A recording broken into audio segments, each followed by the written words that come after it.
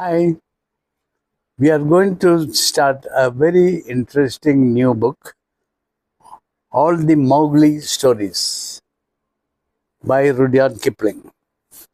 Mowgli is a character uh, imagined by Rudyard Kipling. He's a jungle kid, and all his adventures take place in the jungle. So these are Mowgli stories. It's a nicely bound, very good looking book. Uh, the very first story says, this is all in the forest, in the jungles of India, because Rudyard Kipling wrote all his novels in India, where the tropical jungles gave him such a different scene compared to what he could find in England, which is all austere and white and cold, whereas the Indian jungle is tropical, lush with greenery and with all varieties of animals and creatures and snakes, various things. So it starts. Mowgli is the name of a boy. He is a jungle boy. And just to give you a little background, he was in the jungle, born in the jungle. Some wolves or monkeys brought him up, and this Mowgli lives in the jungle along with the animals there. He can climb tree and jump from tree to tree and all that, just like them. So the story starts. It was 7 o'clock of a very warm evening in the Seonee Hills, when Father Wolf woke up from his daily rest, scratched himself, yawned, and spread out his paws one after the other to get rid of the sleepy feeling in their tips. Mother Wolf lay with her big grey nose dropped across her four tumbling, squealing cubs, and the moon shone into the mouth of the cave where they all lived. So he has set the scene. It's inside a cave, and the father wolf and the mother wolf are there, and there are little baby wolves. There were 4 cubs. So, "Oh," said the father wolf, "it is time to get up again, to hunt again." And he was going to spring downhill when a little shadow with a bushy tail crossed the threshold and whined. It entered the cave and it whined, "Good luck to you, O chief of the wolves, and good luck and strong white teeth go with the noble children, that they may never forget the hungry in this world." So the animal which came in is hungry, and it's wishing good luck to the wolves that they may get good hunting. And this newcomer was the jackal, Tabaqui. Tabaqui, the dish licker. And that's the wolves of the Indian, the wolves of India despise the Tabaqui because he runs about making mischief and telling tales and eating rags and pieces of leather from the village rubbish dumps. But they are afraid of him too because Tabaqui, more than anyone else in the jungle, is apt to go mad. And then he forgets that he was ever afraid of anyone and runs through the forest biting everything in his way. Even the tiger runs and hides when little Tabaqui goes mad. For madness is the most disgraceful thing that can overtake a wild creature. We call it hydrophobia, but they call it divani, the madness, and run. So all animals, everybody is scared when any animal gets hydrophobia. "Enter then and look," said Father Wolf stiffly, "but there is no food here." "For a wolf, no," said Tabaqui, "but for so mean a person as myself, A dry bone is a good feast. Who are we, the Gidur Log, the jackal people, to pick and choose? So the jackal scuttled to the back of the cave, where he found the bone of a buck with some meat on it, and sat cracking the end merrily. So he sat eating the bone. Oh, all thanks for this good meal, he said, licking his lips. How beautiful are the noble children! How large are their eyes, and so young too! Indeed, indeed, I might have remembered that the children of kings are men from the beginning. Now, Tabaki knew as well as anyone else that there is nothing so unlucky as to compliment children to their face. And it pleased him to see Mother and Father Wolf look uncomfortable because the jackal was complimenting the children that they are young men right from babyhood. Tabaki sat still, rejoicing in the mischief that he had made, and then said spitefully, Sher Khan, the big one, has shifted his hunting grounds. He will hunt among these hills for the next moon. So he has told me. Sher Khan is a tiger. So the jackal is telling the wolf that the tiger, Sher Khan, has shifted his hunting ground to this place. And for the next moon, means next 15 days, he will hunt in this place. So he has told. So the tiger came and told the jackal. That is just a story. The jackal is bluffing like that. Sher Khan was a tiger who lived near the Wainganga river, 20 miles away. He has no right, Father Wolf began angrily.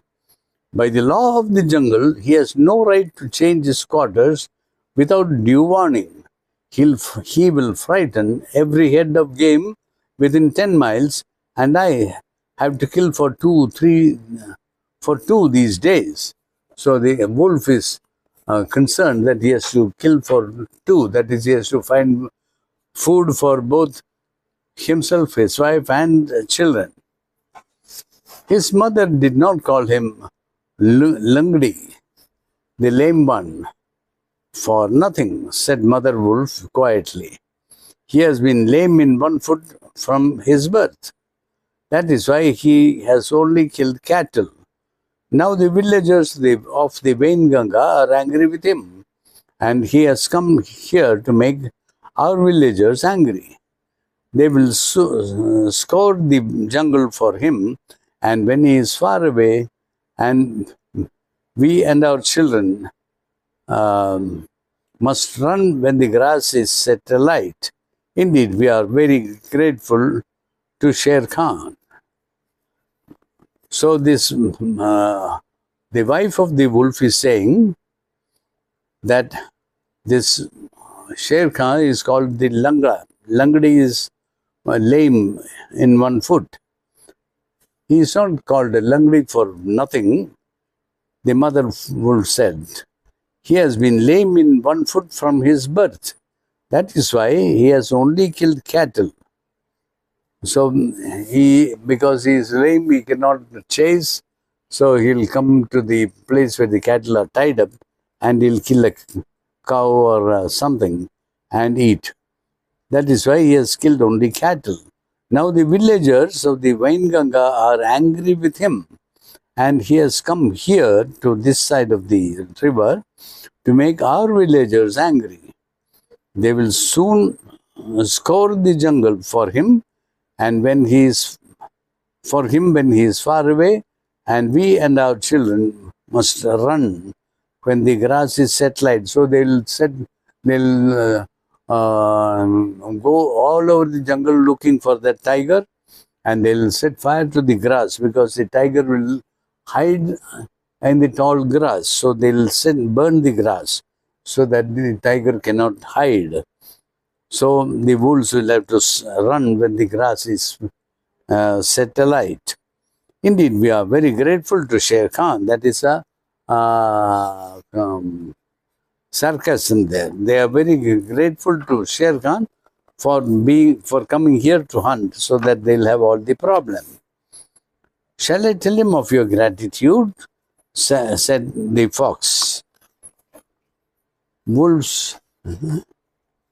Oh, there's a page here. Yeah, sorry. Out, snapped Father Wolf.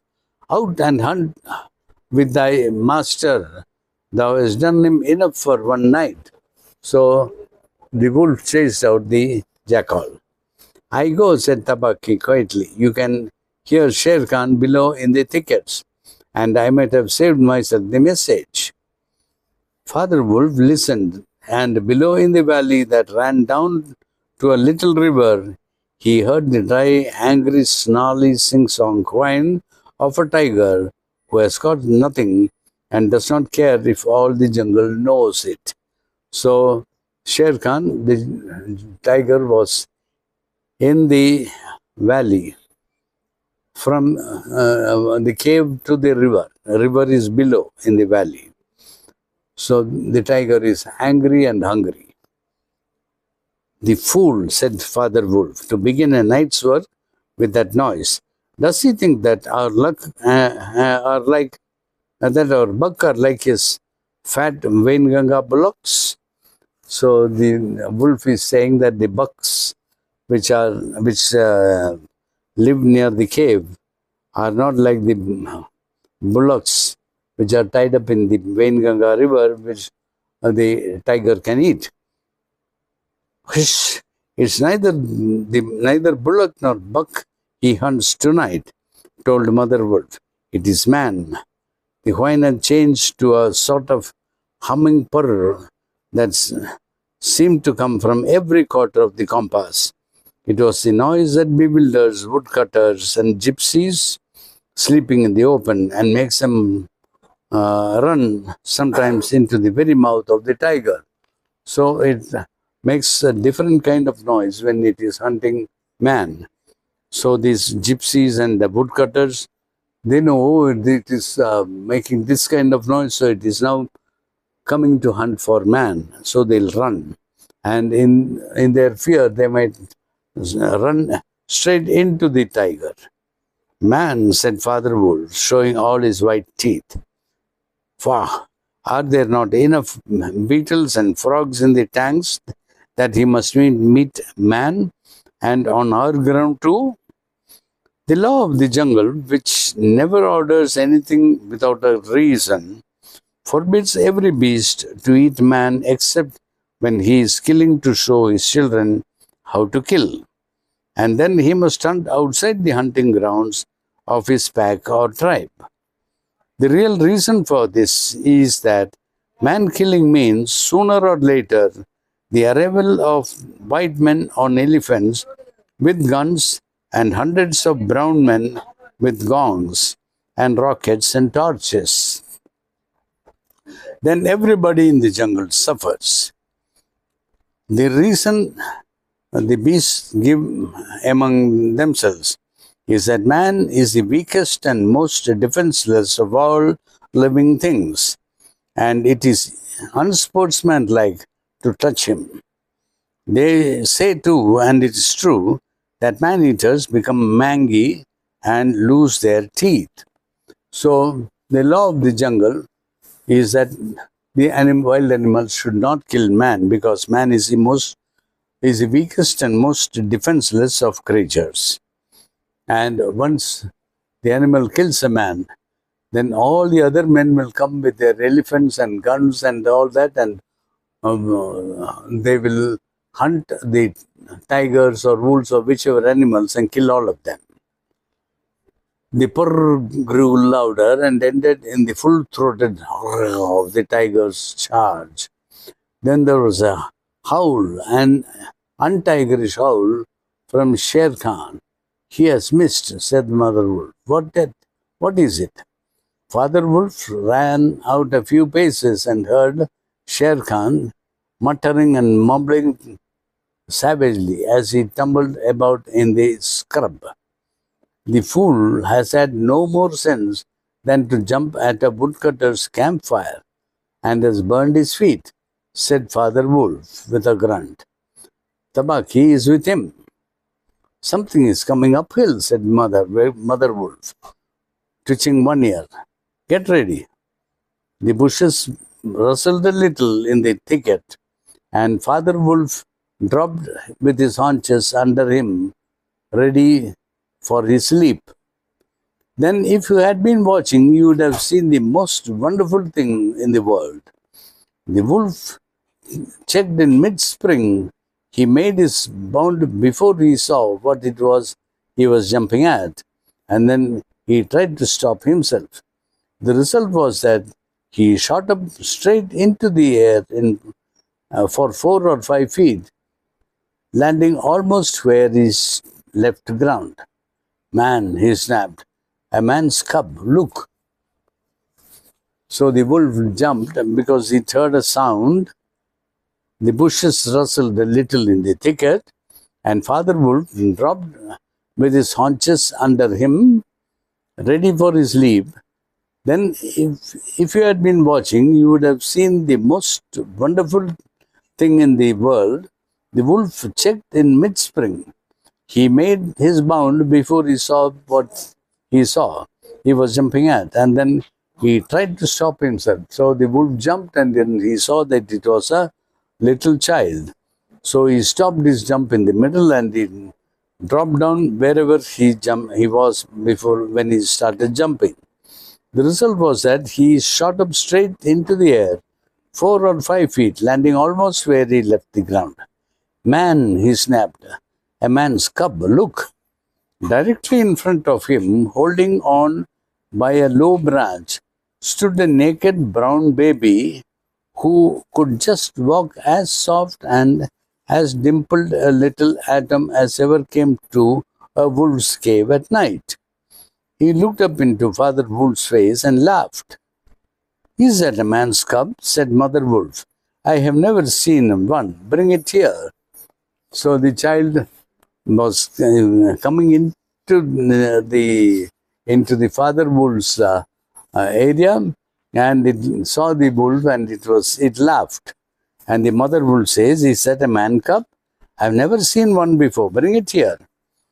A wolf accustomed to moving his own cubs can, if necessary, mouth an egg without breaking it, and though Father Wolf's jaws closed right on the child's back, not a tooth even scratched the skin as he laid it down among the cubs.